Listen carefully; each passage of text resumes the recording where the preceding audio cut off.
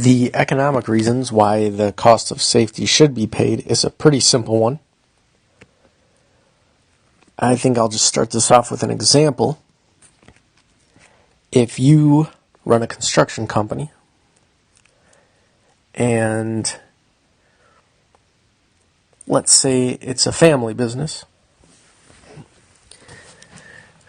Now, if you spend all the resources raising someone to be someone in your family to learn all the trade of construction, all the math and handiwork that goes into it, you obviously want to have high safety regulations, because if that person is to get injured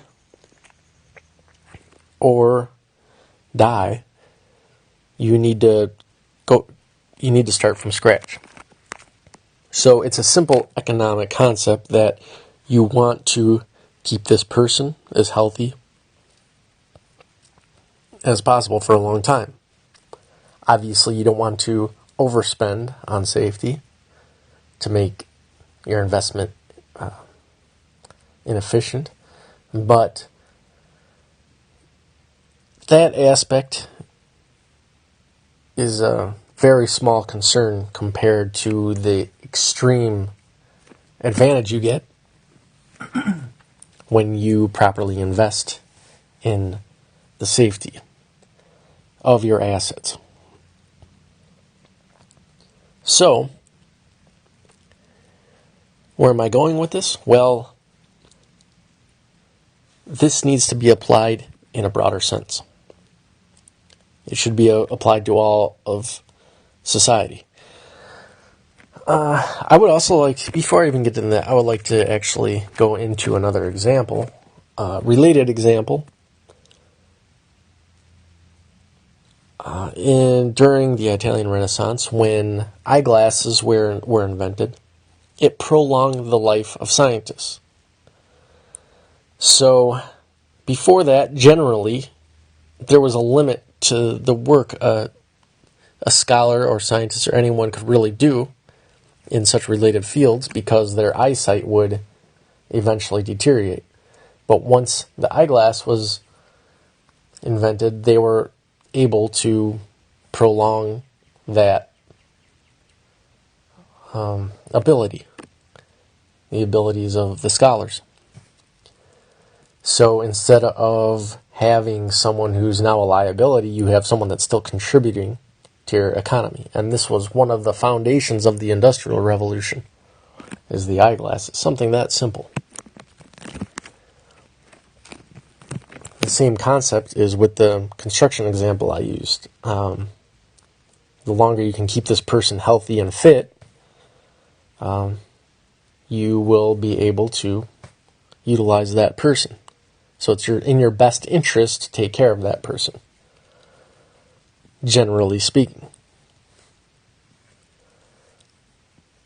Now, the same thing would happen before the eyeglasses, when the scholar becomes a liability when he can't use his eyesight properly to read and write anymore. You have to create a new scholar from scratch. You have to get the food, the resources, the shelter, and especially the education, which is the big one. So resources should be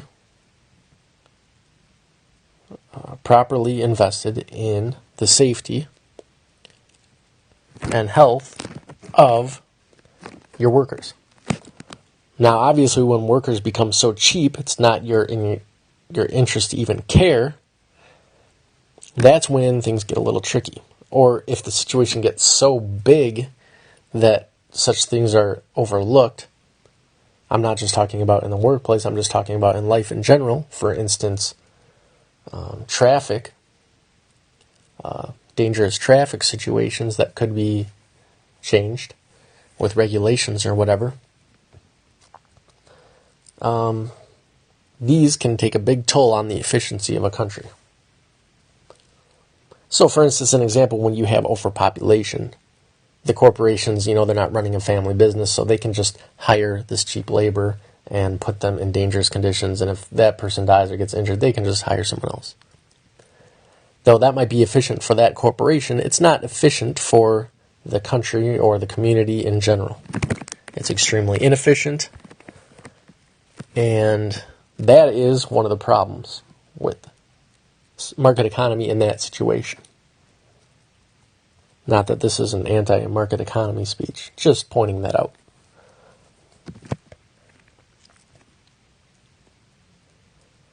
So let's get to the traffic example.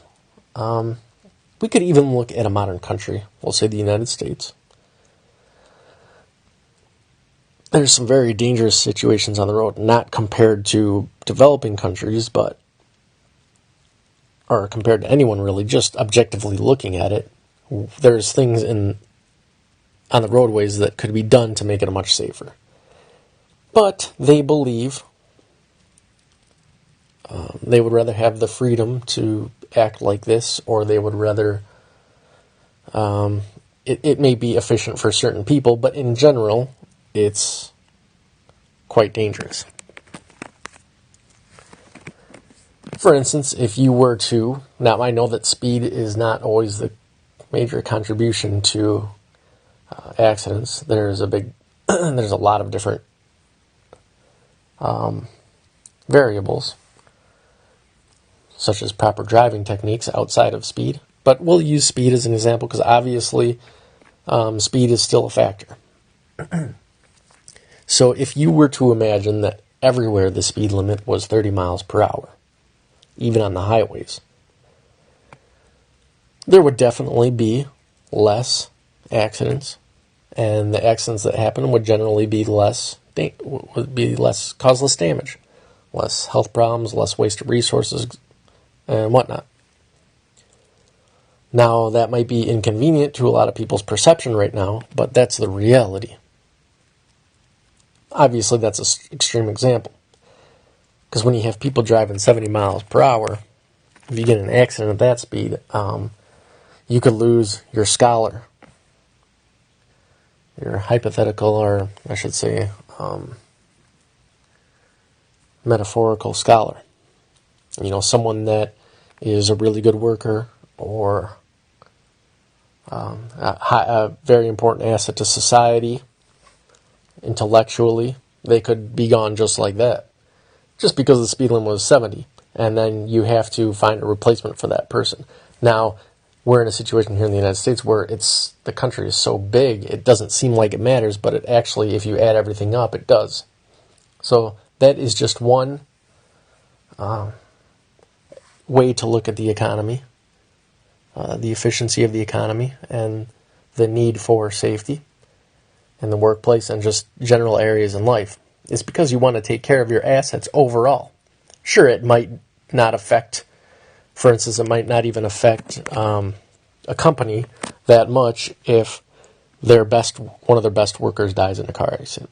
It's going to be a temporary disadvantage, yes, to them, and they're going to have to find someone to replace them, and they might lose some productivity, but it's probably not going to be enough to pull them under or anything like that.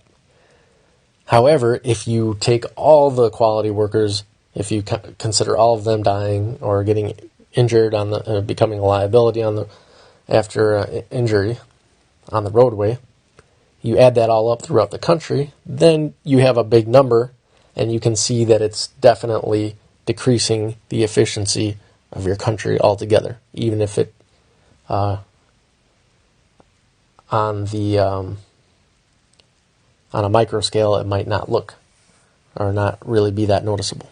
So take a overall objective look at the society, or the economy I should say, and you'll notice those kind of problems or concepts.